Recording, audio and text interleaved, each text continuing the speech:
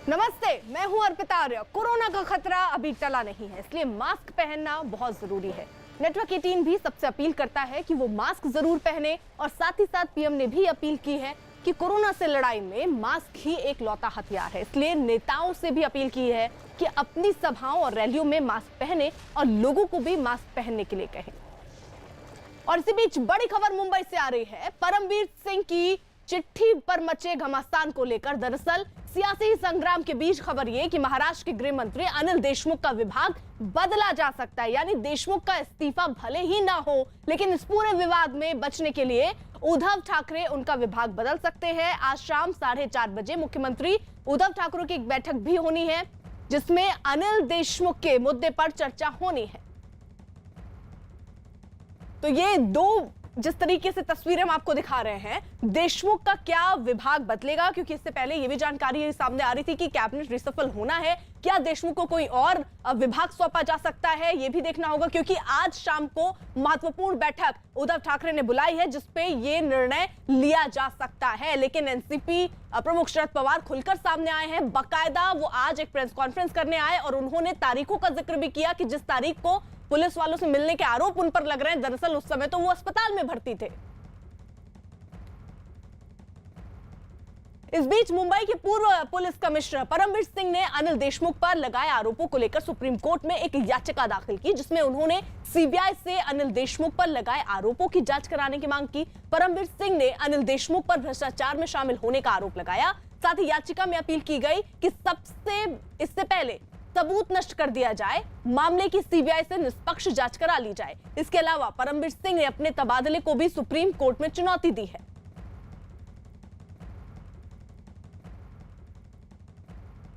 इस वक्त दो सहयोगी हमारे साथ मौजूद हैं। आशीष हमारे साथ मुंबई से जुड़ चुके हैं, साथ ही साथ अभिषेक हमारे साथ, हमारे सहयोगी इस वक्त जुड़ चुके हैं। जल्दी से पहले अभिषेक का रुख कर लेते हैं, उनसे जानकारी ले लेते हैं। अभिषेक, बड़ा सवाल तो ये कि अब तारीखों को लेकर भी घमासान शुरू हो चुका है। जहां शरद पवार ये कह रहे हैं वो तो अस्पताल में थे, वहीं दूसरी तरफ शाम को होने वाली महत्वपूर्ण बैठक, क्या फैसला हो सकता है उस बैठक में? देखिए, दो चीज़ें महत्वपूर्ण है। पहली बात तो ये है कि खुलकर शरद पवार जिस तरीके से देशमुख के समर्थन में बैटिंग कर रहे हैं, उन्हें बचाने की कोशिश कर रहे हैं और लगातार उनके समर्थन में मीडिया से बात कर रहे हैं, उससे साफ है कि अनिल देशमुख के पीछे शरद पवार पूरी तरीके से खड़े हैं। तो आने वाले समय में अगर जिस तरीके से लगातार दबाव बन रहा है, लेकिन अभी कोई फैसला नहीं होने जा रहा है। सूत्र हमारे जो बता रहे हैं, ये बड़ी खबर है कि अभी तुरंत कोई बदलाव नहीं होने जा रहा है, जबकि लगातार संगठन पे कमज़ोर होती पकड़, खासकर पुलिस संगठन पे जो कमज़ोर पकड़ हुई है, उसके कारण आने वाले समय में जो अगले महीने रिसफल होने का जो अभी तक बातचीत चल रही है, अगर रिसफल होता है तो उसमें अनिल देशमुख का विभाग बदलकर दूसरे विभाग में दे दिया जाएगा, यानी उनको होम मिनिस्ट्री से हटा दिया जाएगा। लेकिन अब तक अभी तुरंत कोई फैसला नहीं होने जा रहा है, क्योंकि साफ है कि अभी जब तक इन्वेस्टिगेशन पूरी नहीं होती है, तीनों पार्टियों ने साफ कर दिया है कि तुरंत अनिल देशमुख पर कोई कार्रवाई नहीं होने जा रही है। उन्हें विभाग बदलने पर भी जो विचार चल रहा है संगठन के भीतर, वो आने वाले रिसफल के लिए चल रहा है। दूसरी महत्वपूर्ण चीज जो है वो ये है कि मैं आपको इसी बीच देखिए बड़ी खबर आ रही है अनिल देशमुख पर, एक बड़ी खबर, अभी उनके विभाग में कोई बदलाव नहीं होगा। आगे ये जरूर बदल सकता है, ऐसी संभावना है, लेकिन अभी ऐसी जो जानकारी सामने आ रही है कि अभी विभाग जो है वो नहीं बदला जाएगा। फिलहाल बड़ी जानकारी जो अभिषेक भी हम तक पहुंचा रहे थे, यानी अभिषेक, ये साफ है कि जो आज शाम को महत्वपूर्ण बैठक होनी है, फिलहाल विभाग नहीं बदला जाएगा। क्या फैसला हो सकता है उस मीटिंग के बाद?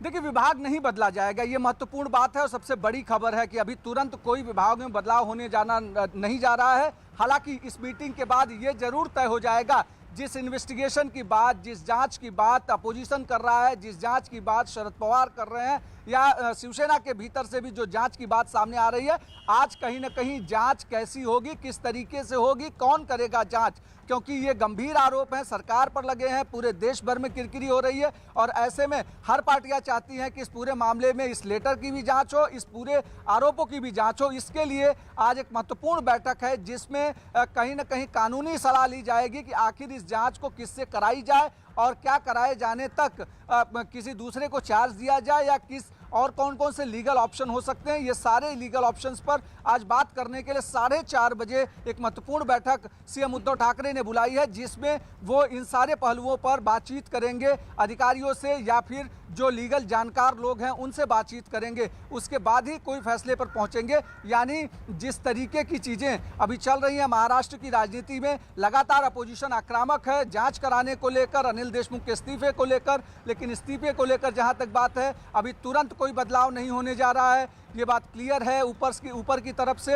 हालांकि बदलाव कुछ दिन बाद हो सकता है जब कैबिनेट का रिसफल होगा। दूसरी तरफ महत्वपूर्ण चीज़ है कि जो आज जो इस मीटिंग है उस मीटिंग में कहीं न कहीं आगे की जांच कैसी होगी और रणनीति क्या होगी, खासकर अब जब परमवीर सिंह खुद सरकार के खिलाफ या अनिल देशमुख के खिलाफ कोर्ट जा चुके हैं तो उसमें क्या लीगल ऑप्शंस होंगे, ये सारी चीज़ों पर आज एक लीगल राय ली जाएगी, सरकार लेगी अधिकारियों और जो विधि विशेषज्ञ हैं उनके जरिए। ठीक है अभिषेक, जरा रहिए साथ। देखिए अनिल देशमुख के बचाव में खुद एनसीपी प्रमुख शरद पवार उतरे हैं। लगातार दूसरे दिन आज शरद पवार ने अनिल देशमुख के समर्थन में एक बाकायदा प्रेस कॉन्फ्रेंस की, उनका बचाव किया। साथ ही पवार ने मुंबई के पूर्व पुलिस कमिश्नर की चिट्ठी की टाइमिंग पर भी सवाल उठाए।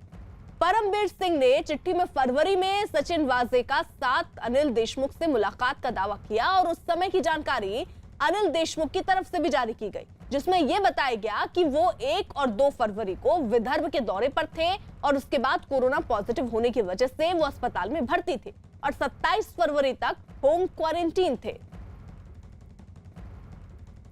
अनिल देशमुख इस्तीफा नहीं देंगे, ये तय है। सवाल है कि जो एलिगेशन किया है, ये एलिगेशन में सच्चाई नहीं। एलिगेशन का जो समय है वो समय में वो नहीं थे मुंबई में, वो नागपुर में हॉस्पिटल थे। ये बात साफ होने के बाद फिर इसमें और कोई एक्सपेक्ट करना ठीक है। इन्वेस्टिगेशन नहीं होने की जरूरत है सर, कोई इन्वेस्टिगेशन कराने की जरूरत नहीं है आपको लगता है? सर एक जैसे आप कह रहे हैं कि Deshmukh From 5th February to 15th February, Mr. Deshmukh was admitted in the hospital because of the corona. Sharad Pawar ने यह दावा किया कि अनिल देशमुख 5 से 15 फरवरी के बीच कोरोना पॉजिटिव थे और वो अस्पताल में थे। इसके बाद 16 से 27 फरवरी तक वो होम क्वारंटीन थे। लेकिन बीजेपी नेता अमित मालवीय ने उनके इस दावे पर ही सवाल खड़े किए। उन्होंने ट्विटर पर 15 फरवरी का एक वीडियो जारी किया जिसमें अनिल देशमुख प्रेस कॉन्फ्रेंस करते दिखाई दिए। अमित मालवीय ने दावा किया कि ये वीडियो 15 फरवरी का है। बीजेपी के इस दावे के बाद शरद पवार ने फिर पलटवार करते हुए कहा कि मेरे पास अस्पताल से जारी देशमुख का सर्टिफिकेट है। साथ ही पवार ने यह भी दावा किया कि बीजेपी अनिल देशमुख को जिस प्रेस कॉन्फ्रेंस का वीडियो बीजेपी दिखा रही है वो वीडियो कॉन्फ्रेंसिंग के जरिए हुई थी। अमित मालवीय ने ट्वीट करते हुए बकायदा लिखा था कि शरद पवार ने दावा किया कि अनिल देशमुख 5 से 15 फरवरी तक अस्पताल में भर्ती थे और 16 से 27 फरवरी को क्वारंटीन थे। लेकिन अनिल देशमुख 15 फरवरी को प्रेस कॉन्फ्रेंस कर रहे थे। कैसे साफ झूठ बोल लेते हैं। इस बीच अनिल देशमुख ने 1 फरवरी से 27 फरवरी तक का अपना आधिकारिक कार्यक्रम जारी कर दिया और दावा किया कि फरवरी की शुरुआत और मध्य फरवरी के बीच उनकी परमवीर सिंह और सचिन वाजे के साथ कोई मुलाकात नहीं हुई। अनिल देशमुख का जो कार्यक्रम जारी किया गया उसके मुताबिक 1 और 2 फरवरी को अनिल देशमुख विदर्भ दौरे पर थे और उसके बाद कोरोना पॉजिटिव होने की वजह से अस्पताल में भर्ती थे। 5 फरवरी को उन्हें अस्पताल में भर्ती कराया गया था और उसके बाद 27 फरवरी तक वो क्वारंटीन थे। परमवीर सिंह ने दावा किया कि फरवरी की शुरुआत में और मध्य फरवरी में वो देशमुख के बंगले ज्ञानेश्वरी बंगले पर मुलाकात करने गए थे। मुझे कोविड हुआ था, उसके वजह से नागपुर के एलेक्सिस अस्पताल में मैं 5 फरवरी से लेके 15 फरवरी तक एडमिट था। 15 फरवरी को मेरा जब डिस्चार्ज हो रहा था तब मैं अस्पताल से घर में जाने के लिए जब अस्पताल के नीचे आया और अस्पताल के गेट के ऊपर काफी पत्रकार वहां पे खड़े थे। उनको मुझे कुछ सवाल पूछना था। मैं कोविड की वजह से मेरे में वीकनेस था, उसके वजह से मैं वहीं सवालों का जवाब देके गाड़ी में बैठ के होम क्वारंटाइन 27 फरवरी तक हो गया। 28 फरवरी को मैं पहली बार घर के बाहर निकला। आशीष हमारे साथ मौजूद है। और आशीष, देखिए, जहां एक तरफ सफाई दोनों तरफ से दी जा रही है, जहां एक तरफ बीजेपी सवाल उठा रही है, शरद पवार भी मैदान में आ गए हैं, अनिल देशमुख भी अपने को लेकर सफाई दे रहे हैं, लेकिन यहां एक सवाल तो परमवीर सिंह उठा रहे हैं। वो ही कह रहे हैं कि सीबीआई जांच तुरंत हो जानी चाहिए, नहीं तो जो सबूत है उनसे छेड़खानी हो सकती है, उनको नष्ट किया जा सकता है। जी बिल्कुल अर्पिता, अगर इस पूरे मामले में देखें तो उन्होंने जो रीट पिटीशन सुप्रीम कोर्ट में दाखिल की है उसमें साफ तौर पे कहा है कि मामले की जांच जो है वो सीबीआई से कराई जाए और जल्द से जल्द कराई जाए, ताकि फैक्ट्स जो हैं वो जो है उभर कर सामने आए। क्योंकि महाराष्ट्र में जो है वो महाविकास आघाड़ी है, एनसीपी सत्ता में है, कहीं ना कहीं एविडेंस के साथ जो है वो खिलवाड़ किया जा सकता है। और सबसे अहम बात, जिस टाइमिंग की बात कही जा रही है, भले ही एप्लीकेशन में जो है परमवीर सिंह ने एक चीज कही हो कि ये मिड फरवरी का जो मुलाकात थी सचिन वजे और एसीपी पाटिल की जो है वो अनिल देशमुख से, तो वहीं दूसरी तरफ जो चैट है उस चैट में साफ तौर पे एसीपी पाटिल जो है वो बताते हैं कि ये एंड ऑफ द फरवरी की बात है, यानी कि फरवरी के आखिरी महीने में जो है वो सचिन वजे की मुलाकात जो है वो हुई थी। यानी कि एक डॉक्यूमेंट्री एविडेंस है जो जिसके ऊपर किसी का ध्यान नहीं जा रहा, लेकिन एसीपी पाटिल जो है वो परमवीर सिंह के साथ चैट करते हुए ये बताते हैं कि ये फरवरी एंड की बात है। इसी को लेकर जो है परमवीर सिंह ने भी साफ तौर पे कहा कि उन्हें डेट भले ही याद ना हो, लेकिन ये उसी दौर के आसपास या उसके आगे पीछे की जो है वो मुलाकात है जिसमें एसीपी पाटिल जो इन्फोर्समेंट में एसीपी रैंक के अधिकारी हैं, इसके अलावा सचिन वजे जो है वो पहुंचते हैं अनिल देशमुख के घर पर और पूरी जो है 100 करोड़ की वसूली का जो है टारगेट प्लान जो है वो दिया जाता है। इस दौरान 1750 जो बियर बार रेस्टोरेंट पब है उनसे वसूली करने की बात कही जाती है। ये सारी चीजों की मांग जो है, जांच की मांग जो है वो परमवीर सिंह इसलिए कह रहे हैं क्योंकि साफ तौर पे अगर एविडेंस एक बार डिस्ट्रॉय हो गए तो ऐसे में केस को एस्टेब्लिश करना उनके लिए मुश्किल होगा। बिल्कुल, यानी देखिए आशीष, मुंबई के पूर्व पुलिस कमिश्नर परमवीर सिंह के लेटर बम के बाद इसकी गूंज जो है वो मुंबई से लेकर दिल्ली तक सुनाई दे रही है। परमवीर सिंह ने अपनी चिट्ठी में गृह मंत्री अनिल देशमुख पर वसूली के लिए दबाव बनाने का आरोप लगाया, जिसके बाद विपक्ष अनिल देशमुख के इस्तीफे की मांग पर अड़ गया। आज इसी मुद्दे पर मुख्यमंत्री उद्धव ठाकरे ने महाअघाड़ी के नेताओं की बैठक भी बुलाई, तो दूसरी तरफ आज ये मुद्दा लोकसभा और राज्यसभा में भी उठा। इस दौरान कांग्रेस और बीजेपी के सांसदों के बीच जोरदार बहस भी हुई। अगर पुलिस कमिश्नर गृह मंत्री कैसे वसूली करता है यह अगर बताता है तो उसके साइन से ही आया है ना पत्र। लेकिन संजय राउत कह रहे हैं कि अगर मंत्री आरोपों पर इस्तीफा देने लगे तो सरकार कैसे चलेगी? हाँ, क्योंकि बहुत गफले है तो कहाँ रहेगी सरकार, ये मुद्दा है, लेकिन उसमें हम कुछ नहीं कर सकते। लेकिन संजय राउत यह भी कह रहे हैं कि अगर राष्ट्रपति शासन लगाने की कोशिश हुई इस केंद्र सरकार के द्वारा तो हाथ जल जाएंगे। वो कहाँ है बाबा? एक मिनट, मेरा कहना साफ है कि दुनिया ने जो नहीं देखा वो महाराष्ट्र में हो रहा है। शिवसेना, एनसीपी और कांग्रेस के एक साथ अनिल देशमुख के बचाव पर उतरने पर केंद्रीय मंत्री मुख्तार अब्बास नकवी ने हैरानी जताई और इसके साथ ही दावा किया कि जो आरोप लगे हैं वो मामला उससे भी ज्यादा गंभीर है। महाराष्ट्र में जो हो रहा है, महाराष्ट्र के उन नेताओं से पूछना चाहिए जो नेता की उसको जस्टिफाई करने की कोशिश कर रहे हैं, एक चीज़। दूसरी चीज़ बहुत इम्पॉर्टेंट है कि अभी तक हम महाराष्ट्र में सुनते थे हफ्ते, फिरौती, फलानिमा का, ये जो एलिगेशन है ये तो हफ्ते और फिरौती का बाप दिखाई पड़ रहा है और उसको जस्टिफाई करना अपने आप उससे भी ज़्यादा दुर्भाग्यपूर्ण है, दुखद है। इस बीच ठाकरे सरकार में मंत्री और एनसीपी नेता नवाब मलिक ने अनिल देशमुख का बचाव किया। नवाब मलिक ने चिट्ठी के पीछे बड़ी साजिश की भी आशंका जताई। ये जो लेटर बॉम्ब फेंका है परमवीर सिंह ने, काफ़ी बड़े एलिगेशन लगाए गए हैं महाराष्ट्र सरकार के ऊपर, आपकी पार्टी के मंत्री के ऊपर और होम मिनिस्टर के ऊपर। निश्चित रूप से जिस तरह से पत्र द्वारा कुछ आरोप लगाए गए हैं गंभीर हैं। पार्टी के राष्ट्रीय अध्यक्ष पवार साहब ने भी कल कहा कि इसकी जांच कुछ उच्च स्तरीय जो निष्पक्ष अधिकारी हैं उनके जरिए होनी चाहिए, लेकिन पत्र बहुत सारे संदेह पैदा करता है। सबसे पहले कि ट्रांसफर होने के बाद पत्र लिखा गया, पत्र में जो एविडेंस क्रिएट किए गए, कोई जो एसीपी है वो स्वयं कुछ नहीं कह रहा है, ये सवाल पूछ के एविडेंस बना रहे हैं, वो भी 16 तारीख को, जब उन्हें पता था कि कल मेरा ट्रांसफर होने वाला है। तो ये सारे संदेह पैदा करने वाला जिस तारीख का वो जिक्र कर रहे हैं कि वजह जिस तरह से उस व्हाट्सएप में कहा जा रहा है कि मिड फरवरी में अनिल देशमुख जी को मिला। अनिल देशमुख जी 15 तारीख तक तो कोविड पॉजिटिव थे, अस्पताल में थे नागपुर से प्राइवेट विमान से वो अपने घर आए और 27 तारीख तक वो होम क्वारंटाइन थे, किसी से भी वो मिल नहीं रहे थे। और 27 को जब नेगेटिव उनका आया, उसके बाद लोगों से मिलने का उन्होंने कार्यक्रम अपना बनाया। तो ये सारी परिस्थितियों में इस पत्र पे संदेह और सवाल खड़े हो रहे हैं। पार्टी ने निर्णय लिया है कि जांच होने के बाद जो भी सच्चाई होगी वो सामने आएगी, तब जाके कोई निर्णय लेंगे और इस्तीफे का कोई सवाल नहीं होता। लेकिन ये परमवीर सिंह ने ट्रांसफर होने के बाद ही ये चिट्ठी क्यों लिखी, ये एलिगेशन क्यों लगाए? कहीं ना कहीं आफ्टर थॉट है। हमारी जानकारी है वो दिल्ली गए थे, कुछ लोगों से मिले, किससे मिले, कब मिले, इसका पूरा हमारे पास लेखा जोखा है। समय आने पे लोगों के सामने रखेंगे। ये खत सरकार को बदनाम करने के लिए लिखा गया है, लेकिन जांच में जो भी होगी सच्चाई सामने आएगी। अभिषेक के पास कोई अपडेट है? सीधे अभिषेक का रुख कर लेते हैं। अभिषेक,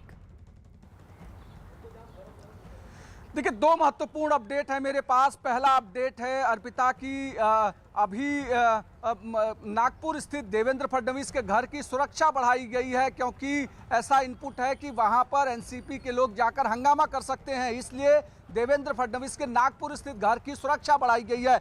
दूसरा महत्वपूर्ण अपडेट जो सामने आ रहा है वो ये कि परमवीर सिंह ने जो रिट पिटीशन दाखिल की है उसमें उन्होंने ये जिक्र किया है कि सांसद मोहन डेलकर, जो कि दादरा नगर हवेली के सांसद थे जिन्होंने मुंबई में सुसाइड किया था, उसमें परमवीर का दावा है कि अनिल देशमुख ने कहा था कि बीजेपी के कुछ बड़े नेताओं को फंसाया जाए, उनका नाम इन्वॉल्व किया जाए। ये बहुत बड़ी और बहुत गंभीर बात उन्होंने कही है जो रिट पिटीशन उन्होंने दाखिल की है।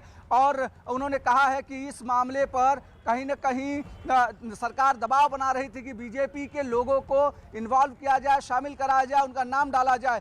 यानी ये पूरी थियरी अब धीरे धीरे पॉलिटिकल कॉन्स्पिरेसी की तरफ किस तरीके से बढ़ती जा रही है और एक डीजी लेवल का अधिकारी एक एक कर बड़े खुलासे कर रहा है सरकार के उस मंत्री के खिलाफ जिसके पास खुद गृह मंत्रालय है, और लगातार किस तरीके से कॉन्स्पिरेसी रची जा रही थी, किस तरीके से आरोप लग रहे हैं। जल्दी से जरा एक और अपडेट दीजिएगा, क्योंकि इससे पहले ये भी जानकारी मिल रही थी कि परमवीर सिंह ने इस बात का जिक्र भी किया था कि उन पर एक दबाव ये भी बन रहा था कि एक सुसाइड को उन्हें हत्या में तब्दील करवाना था।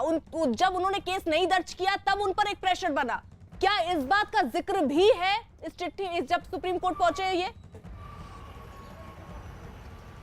बिल्कुल, इसमें इस बात का भी जिक्र है क्योंकि मोहन डेलकर का जब सुसाइड हुआ था उस समय विधानसभा का सत्र चल रहा था और ऐसे में कोशिश ये की जा रही थी, जिस तरीके से परमवीर का दावा है कि सरकार की तरफ से कोशिश की जा रही थी पहले इस सुसाइड को हत्या में तब्दील किया जाए, लेकिन जब पुलिस विभाग की तरफ से हत्या दिखाने से मना कर दिया गया तो उसमें दबाव डाला गया इस सुसाइड के पीछे बीजेपी के नेताओं की साजिश का इन्वॉल्वमेंट बताया जाए। यानी कहीं न कहीं ये एक कॉन्स्पिरेसी का पार्ट बनता जा रहा है और एक डीजी लेवल के अधिकारी अगर इस तरीके की बात कर रहे हैं और सुप्रीम कोर्ट के पास जा रहे हैं तो यानी जिसका जिक्र वो कर रहे थे परमवीर सिंह, वो मोहन डेलकर ही थे और उनको लेकर ही कहा जा रहा था कि एक दबाव उन पर बनाया गया। जब वो उनकी बात नहीं मान रहे थे तो इस तरीके से उन पर कार्रवाई हुई है। दूसरी तरफ बीजेपी सांसद राकेश सिंह ने भी अनिल देशमुख के इस्तीफे की मांग की है।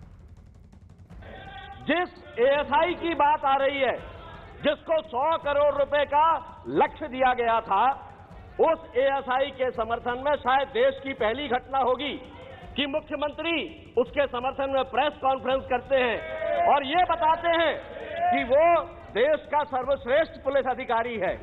बाद में 100 करोड़ रुपए का आरोप लगाने वाला व्यक्ति भी कोई और नहीं है, उनका ही पुलिस कमिश्नर है और ये वो पुलिस कमिश्नर है जिसकी तारीफ में बाकायदा सरकारी पत्र में लेख लिखे जाते हैं।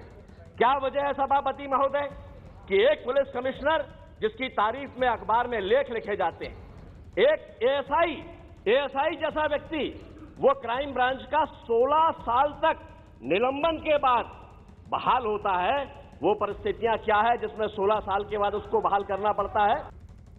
यानी आशीष देखिए, अब सीधे सीधे तो यही सवाल उठता है कि पहले जो परमवीर सिंह बहुत पसंद आया करते थे सरकार को, महाराष्ट्र सरकार को, अचानक से वो आंख में क्यों खटकने लगे? और इस बात का देखिए जिक्र भी अब बीजेपी की तरफ से हो रहा है। अर्पिता, सबसे अहम बात यह है कि अगर इस महाविकास आघाड़ी के कार्यकाल की बात करें तो इसमें कई अधिकारी जो है वो इस सरकार की वजह से संदेह के घेरे में आए। अमिताभ गुप्ता हो, देवेंद्र भारती हो, सचिन वजे हो, परमवीर सिंह हो, ऐसी एक पूरी फहरिस्त आपको दिखाई पड़ेगी। इसके अलावा सबसे अहम बात यह है कि ये सभी अधिकारी कहीं न कहीं पॉलिटिकल कॉन्स्पिरेसी के मामले में ही जो है वो विवादों के घेरे में है। परमवीर सिंह जो है इनकी पहली चॉइस थे जब कमिश्नर बनाए जाने की बात की गई थी, तो ऐसे में परमवीर सिंह को प्राथमिकता भी दी गई थी।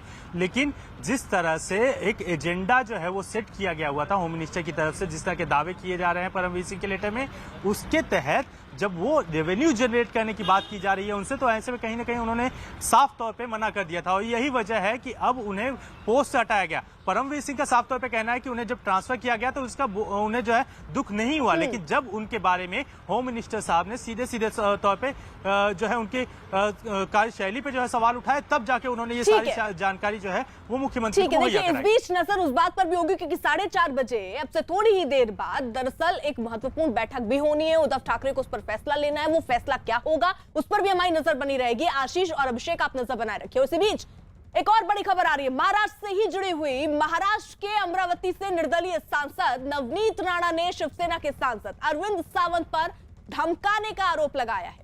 उन्होंने आरोप लगाया कि जब वो संसद से बाहर निकल रही थी तभी उनके सामने अरविंद सावंत आए और उन्होंने ये कहा कि अगला नंबर तुम्हारा है और तुम जेल जाओगी। महाराष्ट्र मुद्दे पर आरोप प्रत्यारोप का दौर है, लगातार जारी है। हमारे साथ नवनीत राणा जी हैं। मैम, हुआ क्या था संसद में जब आप निकल रहे थे? और हमारी स्पीच खत्म होती है तो वैसे ही शिवसेना के सभी लोग बाहर वॉकआउट करते हैं, तो उसी दौरान अरविंद सावंत 2 सेकंड के लिए वो मेरे पास रुकते हैं और मुझे वो थ्रेटनिंग करके बोल के जाते हैं कि इसके बाद तुम्हारी बारी है और इसके बाद तुम जेल के पीछे जाओगे। मुझे बताइए, संविधान ने जो हमें अधिकार दिया इस लोकतंत्र में आके अपनी आवाज़, लोगों की आवाज़ बनाकर यहाँ पे रखने का, मुझे लगता है वो अधिकार ये गुंडेशाही से, महाराष्ट्र में गुंडाशाही करते हैं शिवसेना, पर सदन के अंदर सबसे पवित्र स्थान पे एक महिला को डोमिनेट करना, महिला को थ्रेट करना, महिला को जेल के बारे में बोलना, ये कौन से नियम में और कौन सी पार्टी का कायदा बोलता है? इस तरीके के बर्ताव का आरोप को लेकर अब आप अगला कदम क्या उठाएंगे मैम? 100% जो चीज़ें सदन के अंदर हुई हैं, मुझे पहले भी बहुत सारे शिवसेना के थ्रेटनिंग लेटर हैं और इसकी कंप्लेंट जो पार्लियामेंट के अंदर जो पुलिस स्टेशन आता है उसमें भी कंप्लेंट की है मैंने, और उसमें स्पष्ट लिखा है कि जो चेहरे को लेकर तुम घूम रही हो उस चेहरे पे तेजाब डाल के तुम्हें कहीं भी घूमने के लायक नहीं छोड़ेंगे अगर तुमने उद्धव ठाकरे के बारे में बोलना बंद नहीं किया। और आज तो मुझे हाउस के अंदर थ्रेटनिंग करते हैं और पीछे मेंबर बैठे हुए वो सुन रहे हैं कि किसी ने मुझे थ्रेटनिंग करके हाउस के अंदर जा रहे हैं, तो मैं अध्यक्ष महोदय को भी इसकी कंप्लेंट करूंगी। लेकिन जब नवनीत राणा के आरोपों पर अरविंद सावंत से बात की गई तो उन्होंने सारे आरोपों को सिरे से खारिज कर दिया। नवनीत राणा ने आप पे आरोप लगाया कि आपने उन्हें धमकाया। उसकी क्या? हमने किसको धमकाया?